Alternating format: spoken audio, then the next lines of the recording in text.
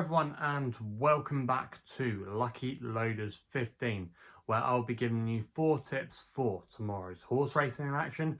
Now before we get into them, quickly just want to apologise for not giving you a video the last couple of days. I did mention in my last vlog on Friday that I was a little bit busy over the weekend, so that's why there wasn't any content here on my YouTube channel over the last couple of days. The last video I did was for Saturday's racing, and it was a pretty disappointing day, to be honest with you. On Saturday, a few disappointments. Top Rank I thought was a little bit unlucky at Windsor, didn't quite get the gaps, and then in the end Century Dream got first run on him when Top Rank was closing on him at the end, so that was a little bit unlucky there. However, we did get a little bit of each way profit with Earlswood for Johnny Murtagh in the Irish Derby. Don't think he would have been good enough to finish in the first two, but I definitely think he would have finished third if he was given a clear run. If you go back and watch the race replay, he was absolutely mullered.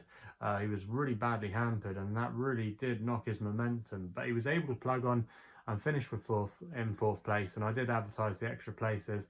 There was a 4th place on offer with a couple of firms, and he ended up being a final SP of 28-1. So if you're able to get that price at the final SP, fair play to you there. But yeah, on the whole, it wasn't a great day on Saturday, and yeah, it's not been a great month really. We're probably going to be slightly down, but we still do have a couple of days to maybe come out in the black, so fingers crossed we can find some winners for you. So let's get into it then. The first tip we're going to be having tomorrow comes at Brighton at the Sussex track, and I'm going to be going here with my next best in the 3:35 with a horse called Emjaytwentythree, currently available at 13-2 at bookmakers at the moment, and I'm going to recommend a 0.5 each way selection here for Sean Levy and Richard Hannon. Now this horse is a little bit of a frustrating horse, does find winning hard, has been given a few chances, but I thought its last run at Salisbury was quite encouraging when finishing in 3rd place. Now nothing was really making that much ground that day. A lot of horses that were racing prominently, being handy, were often staying there at the finish, and this horse actually did make up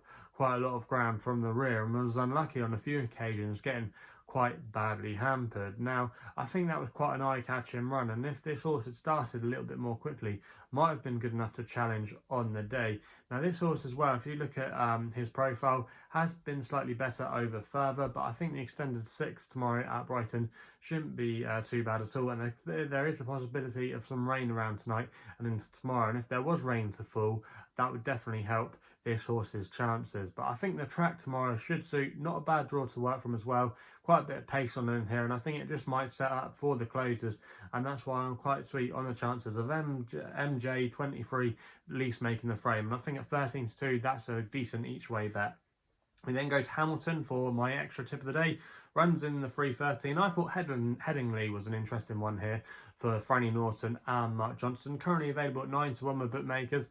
I'm going to recommend another 0.5 each way selection here. Now this horse, I think ran in a really odd race, you have to say, last time at Doncaster. I can't remember the name of the horse now, but if you go back and watch the replay, a horse went absolutely miles clear. It was very keen, very enthusiastic, and therefore it just didn't create a good tempo to the race, and it was a bit of a peculiar one, but in the end I thought Headingley did okay to bounce on and finish in 3rd place. I don't think that was a bad run at all. There was a few promising types in there, but I think tomorrow he might just have the race more run to suit. I think he's a horse that likes to be handy.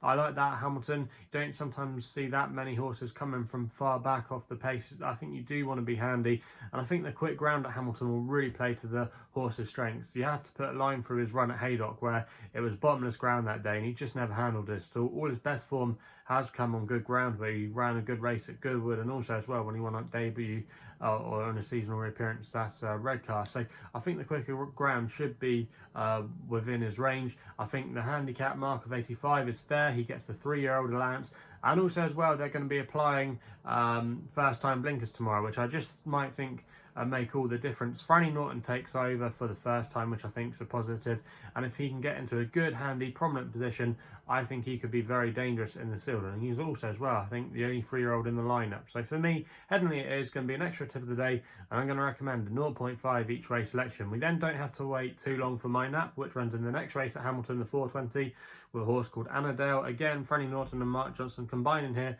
This horse is currently available at 2-1. Now I think this horse ran in a decent race raced last time at Musselburgh behind William Haggis improver, and also as well a stablemate called Glen again, who are both smart horses. That was in a Class 3 race, and this is a Class 4 tomorrow. So I think the drop will definitely help him. Been dropped a pound as well, so I think that will help him too. He's definitely, I think, going to prefer this track. I don't think he liked the sharp nature at Musselburgh, and I think the longer straight will suit him. I think Franny will go handy. The better ground should be in his favour too, and he's still by Australia, whose horses just keep on improving as they get older. He was a bit of a slow burner, but then when he was racing at 3, obviously he went through the motions and became a top quality racehorse. So I think this horse has similar parallels. I think the ground should be fine. I think the tactics will be simple. Go forward, get the job done and be hard to pass. And I just think Anadale 2-1 isn't a bad price there at all. And I think Franny Norton can hopefully get us another winner at Hamilton. We then go to the evening card at Chepstow for the 750. The marathon race here of 2 miles. A lot of chances. A lot of people might like Did They Leave You Out too, who could still have a bit more leniency off his mark. But I thought he was a little bit too short in the betting for me. I thought a horse called Theocrat could be interesting for Ross O'Ryan and Nigel Hawke. This one is currently available at 33-1, and Paddy Power and Betfair paying 4 places on this race. I'm going to recommend a 0.5 each way selection here for Ross O'Ryan and Nigel Hawke. Now, I normally like Nigel Hawke's flat runners. I think sometimes when he gets some of these dual purpose horses and mix it between the jumps and the flat, they can still be very effective. I remember he had a horse called Le Musée that was quite a good flat horse a couple of seasons ago, who'd been mixing it over hurdles and went on a little bit of a streak in this kind of grade. But yeah, this horse Theocrat is really unexposed still, very lightly raced on the turf, only had a handful of starts and has done okay over jumps. Ran a respectable race, I thought, a couple of weeks ago at Worcester, finishing in 4th place. I don't think he would have been suited there by the tempo of the race. They went quite a slow, even gallop.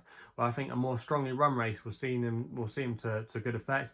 I think he'll get that tomorrow. He's drawn next to Warranty, who will like to go forward, and there's a couple of others in here that like to be handy. So I think they will get strong pace to aim at. I think the drier ground as well at Chepstow will definitely be in his favour. He's by Tia Filio, whose progeny normally handle the quicker ground a little bit better than they do the soft. So I think he's got a lot to like tomorrow about running a really big race at a double figure price. And I think at 33-1, you could do a lot worse there than backing him. He's got a current rating as well of 62, and I don't think that's a bad mark from what he's seen on his hurdle form, and we know he should stay as well. So for me, I think it's 33-1. Like I said, he's a good long shot bet, and that's why he's going to be my last pick of the day. So there are the 4 tips for tomorrow's racing. Let me know in the comments box below what you'll be backing tomorrow. Also as well, if you haven't done so already, make sure you subscribe here to my YouTube channel, Lucky Loaders 15. And also as well, if you're still enjoying the content, remember to hit that thumbs up button. You can follow me on social media, where my Twitter handle is @LuckyLoader15. And if you want to find out a little bit more about myself, my website is www.chrisoracing.co.uk. So please gamble responsibly. Hopefully we can have some winners for you tomorrow, and we'll be seeing you soon.